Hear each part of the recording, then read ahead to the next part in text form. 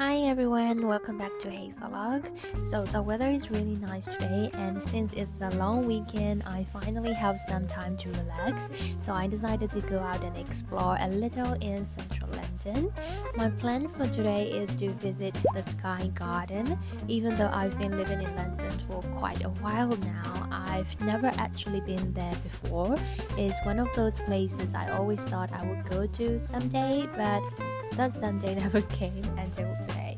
So this time I make sure to book tickets about 2 weeks in advance. So technically you can get in without a booking, but on busy days they tend to be like strict and you can end up standing around forever still. I think I got the timing a little wrong. Today's packed with tourists. Just to get inside the building, I had to wait in line for about 40 minutes.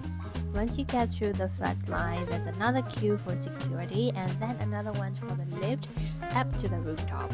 Honestly, all the waiting felt endless. I imagine if you come on a weekday morning when it's less busy, the whole experience would be much calmer. So the Sky Garden sounds like a huge deal, and since the entrance is free, it makes sense that everyone wants to come here. So fun fact about this building, this used to be just another ordinary office tower, so nothing special at all, but later they kind of redesigned it and branded it as a jungle in the sky. Now it's known as London's highest public garden. Because the building is surrounded by glass all the way around, it feels a bit like a massive greenhouse.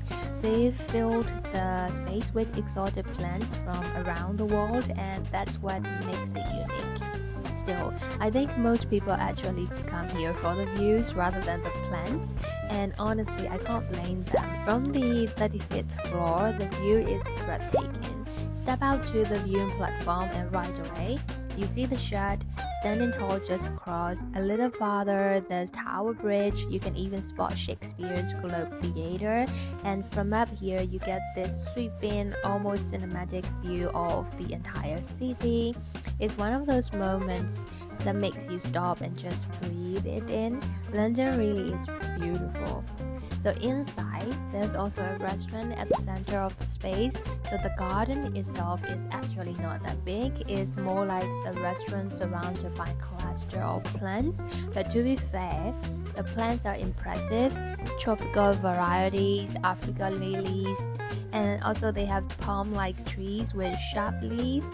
So the way everything is arranged and maintained makes the place feel lush and green, almost like a little pocket of jungle floating above the city. So from the west side, you get another set of views, including the St. Paul's Cathedral. That spot actually gave me a wave of memories because my old workplace used to be near St. Paul's Cathedral.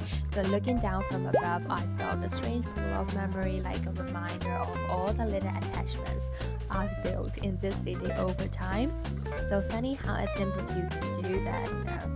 After wandering around, I found a quiet spot under the plants, sat down and just let myself relax along with my husband.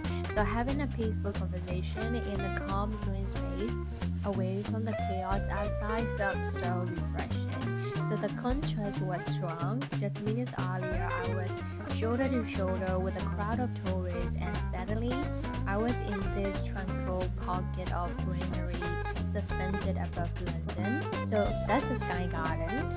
For me, it wasn't, mind-blowingly special. Maybe because it was just too crowded today, but still, I really enjoyed it. The 35th floor views are incredible, and the plants add a nice touch, and it's the kind of place where you can just chill. If you ever want to mark a special day, having dinner at the restaurant would probably feel very memorable. I would definitely recommend visiting at least once. Since it was getting even busier, I decided to move on to my next stop, which is Borough Market. So luckily it's only about a 10-minute walk from the Sky Garden, so it's really convenient. So this market has a long history. It's been around since the 1800s. So I was there for one specific thing, the wild mushroom risotto. It's one of my husband's absolute favorites. So the store that sells it has such a striking display. They have like red onions hanging down from the top, while below there is like steamy hot risotto sits in a massive pan. Just looking at it makes you hungry. They even hand out little spoonfuls for people to taste, which is such a nice touch. I couldn't resist and order the truffle version, which costs around £13. My husband loves it so much. He said it's totally worth it. Next up, I tried the bomba paella. My mind instantly went back to my trip to Barcelona, where the paella was unforgettable. Sweet prawns, rich flavors that works. But here in Borough Market, it's also quite famous, so of course I had to try it. It came packed with prawns, mussels, and chicken. There's a lot in it, but honestly, it didn't hit the same as Barcelona's one. For me, it felt closer to like frying rice or like rice salad from my country, and I didn't really enjoy it as much. Oops, maybe my expectations were too high, but this one cost £10, so it's not that bad. There's also a store selling strawberries that are highly really famous at this market. I really wanted to try them, but unfortunately by the time I got there, the store had already closed. So if you ever go, definitely try to grab them while they're still open. So apart from that, there are countless other food stalls offering everything from fresh produce to international cuisines.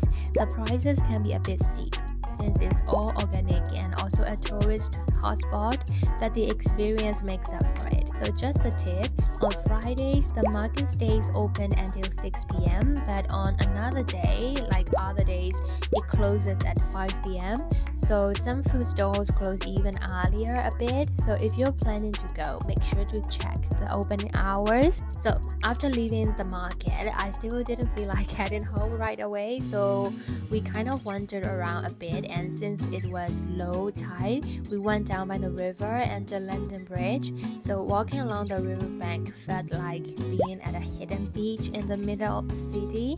So the sunset light reflected off the water, creating this golden glow. It was magical. You know, there above there's a path called the Queen's Walk, which is always crowded, but down by the river during low tide, it felt completely different, quiet, open, and calming. It really did feel like we would discover a hidden little beach in central London. I realized that I'm actually enjoying these calm spots more than the usual crowded attractions. They feel more personal, like little secrets of the city. Of course, it's not exactly hidden. There were still people around, but it's definitely less known. That's the thing about London. Some places are so overhyped that once you visit them, it feels like enough and you don't really need to go again. But experiences like this, finding peaceful corners in an unexpected place, those are the moments that really stick with me. So after a long day of walking, eating and exploring, I was finally ready to call it a day and head home. And that's it for today's vlog, and thank you so much for joining me. See you in the next video. Bye bye.